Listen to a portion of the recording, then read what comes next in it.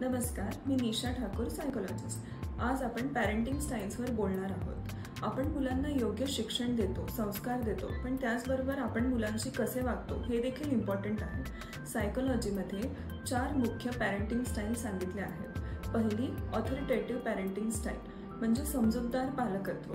यामध्ये प्रेम आणि शिस्त याचा योग्य समतोल असतो।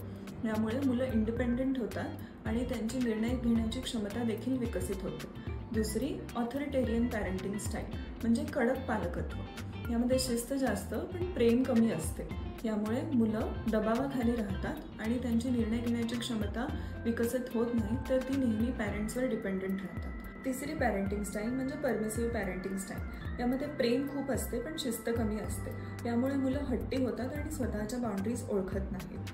चौथी पॅरेंटिंग स्टाईल म्हणजे निग्लेक्टफुल पॅरेंटिंग स्टाईल म्हणजे दुर्लक्ष करणे, ना प्रेम देणे ना शिस्त लावणे। यामुळे मुलांमध्ये इंडिपेंडन्स येत नाही आणि ती इन्सिक्युअर फील करतात आणि त्यांचा आत्मविश्वास देखील कमी होतो। सर्वात आरोग्यदायी शैली म्हणजे ऑथॉरिटेटिव्ह पॅरेंटिंग स्टाईल। योग्य प्रेम करा पण शिस्त देखील लावा। प्रॉपर पॅरेंटिंग गायडन्ससाठी स्पीज अर्ली इंटरव्हेन्शन सेंटरला भेट द्या। थँक्यू।